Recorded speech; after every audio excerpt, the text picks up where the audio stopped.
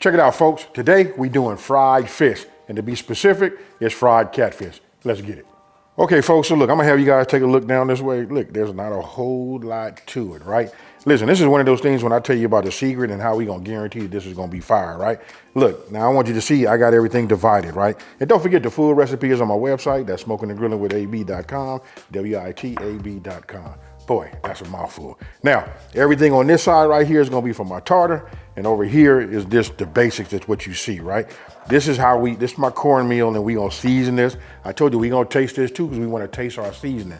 Now, you only see a few things, right here, you got the buttermilk, which is like the level up. That's gonna be our binder also. And then we got these two ingredients right here. I want you guys to pay attention to what I'm about to do. All right, so we got catfish, right?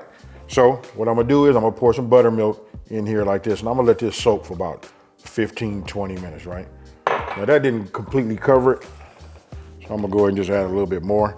I could have cut these fillets down, which I'm probably gonna end up doing too, but this is causing me right now to waste a little bit of my buttermilk, right? But we do that.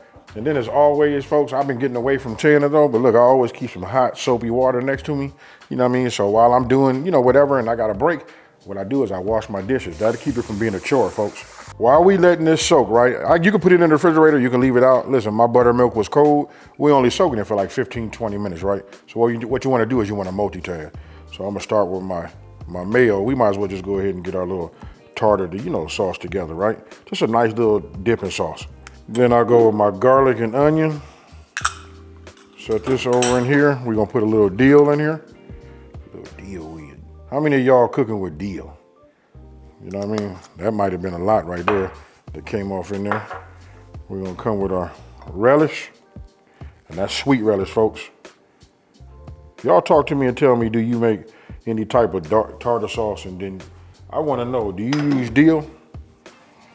Right, and then I'm gonna go ahead and cut my lemon, but I'll add that after I get everything incorporated, right?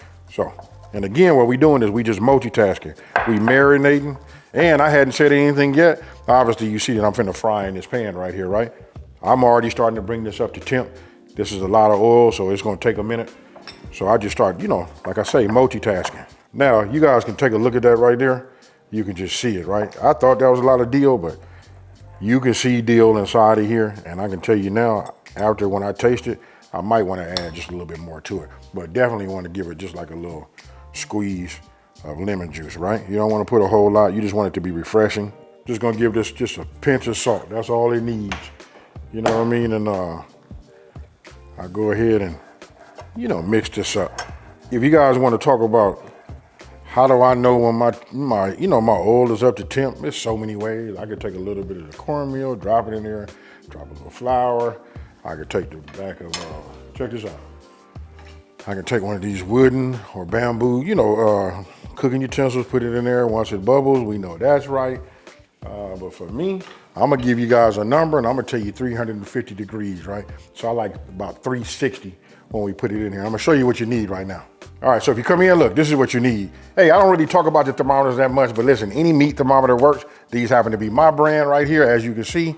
Smoking and Grillin with AB. Hey, they're magnetic. You ain't got to put them in the drawers and have your drawers all cluttered up. You know what I mean? I'm going to take this. We're going to come on back over here. I'm going to stick it inside here, and I'm going to find out where are we at. Telling me we got a long ways to go. We want 350 plus. I'm going to say 350, 370, and we good. Now, let's come on back over here because we still got to get ready. All right, so now we're going to talk about the cornmeal, right? Listen, this is where we want everything to just be great. You know what? I'm gonna do it here like this. Instead of me putting it in here, yeah, I'll do it right here. Since I got it already lined out like this, so I'm gonna add it, right? Now, when it comes to putting your pepper inside of this right here, listen, it's gonna take a little bit of this. I just like fresh ground. Then when it comes to the salt, look, I give it 2 generous pinches. The first one was bigger, so I had to equal it out, right?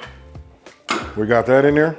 Now, I'll use my whisk, and I'll whisk this around, and you can look at it, right? When you're looking at it, you can see where, like, I don't know how much of it that you guys can see with the camera, but I can tell you it need to have a little bit more. Just from over the years of just cooking, I like to see my seasoning and my flour and then my cornmeal, right?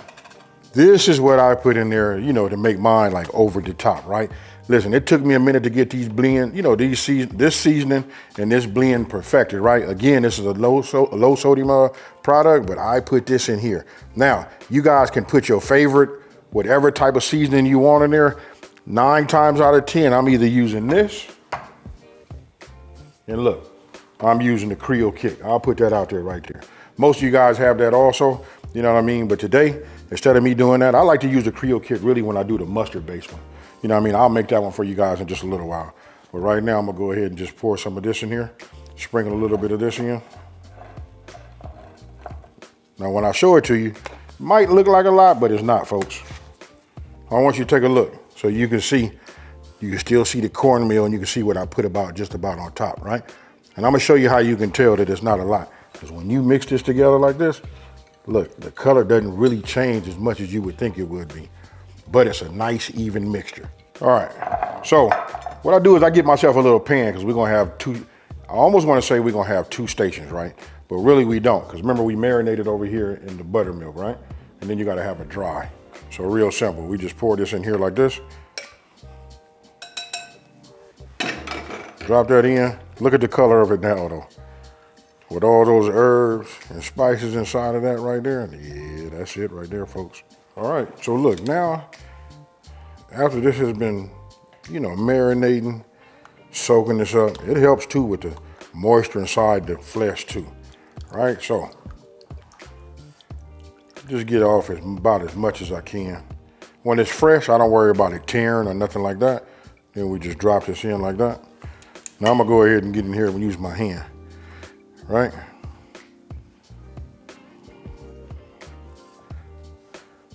And if you guys pay attention, I got a baking sheet right here with a cooling rack on it, right? I use this to let it sit up and it adhere. My cornmeal just adhere to it. You know what I mean? It kind of like soaks in, dries it out just a little bit, but that's okay. And then you guys know, it always have on the one side of the catfish has this opening, right? So I like to get it all in there, just like this. I don't have a whole lot of fillets, so I can take my time with it, right? Don't forget, it's still fish. It's a little bit delicate.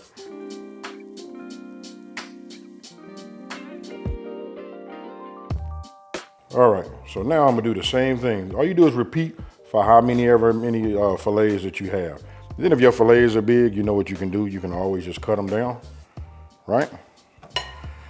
You know, make them the size you want to. You can actually cut these up into nuggets. But you know what I mean? I got a couple of grown men coming over here, some grown folks.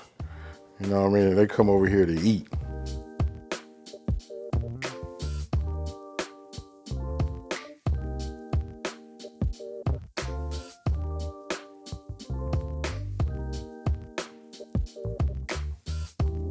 Okay, so I just checked my oil. It's up to temp. I'll still give this a little bit of a shake. Now I want you guys to pay attention. I'm gonna put this in here like this. I let it start. I kind of like move it back and forth and I ease it down like that. And then we drop him in. Now, I'm gonna check my oil. I'm only doing one right now. When I check my oil, I just wanna see how much did it drop, right? I was at 370. Now I'm at 360. 354, and that's good right there. Now, this is fish, folks. What you want to do is you want to cook it to your, you know, you get a nice golden brown, and we have the thermometer so we can make sure that everything is good. Now, you can see it popping a little bit. Look, I can put my splatter guard on top of here right here. Okay, so after about 4 minutes, look at this right here. This is the color that we're looking for. You see that right there? Let me get this to come over. Get this underneath it. And then I'm just gonna set it and bring it over here. And that's what you want to have right there, folks.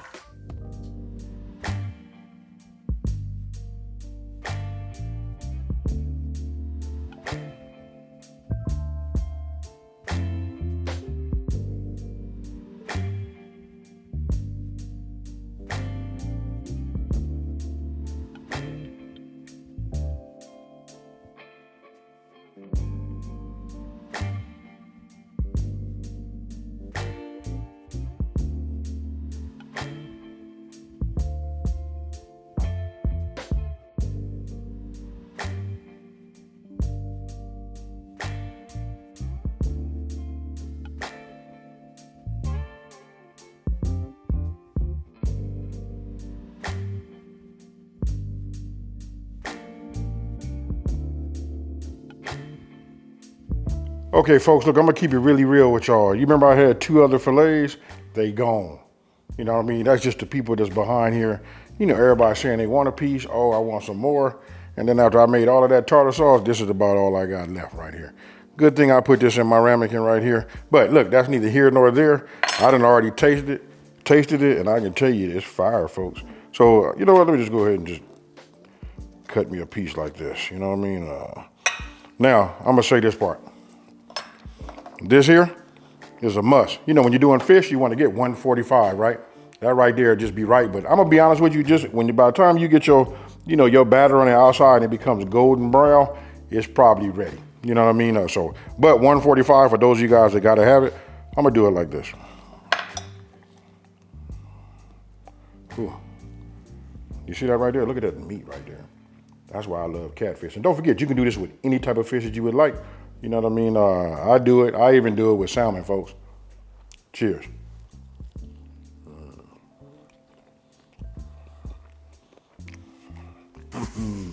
Yes, sir. This right here, I know some people say they don't eat catfish, you know what I mean, just because of where the catfish is.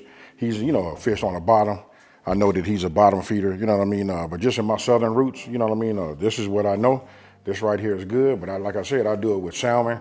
I do it with a lot of other things, you know what? And then I know some of y'all gonna look at this right here. Check that out. You're gonna put that on there and then you're gonna finish it. We gotta open up the discussion down in the comment section below. What's the best? And then I saw somebody put on there and said, Texas Pete. Hey, just talk to me, folks. Now, listen, if you're new to my channel, let me take this time to say, thank you for watching this video. Don't forget to like, smash that subscribe button, and tell everybody out there, there's a channel out here that's simplifying these recipes and taking the mystery out of cooking. And with that being said, folks, I'm gonna go ahead and take this.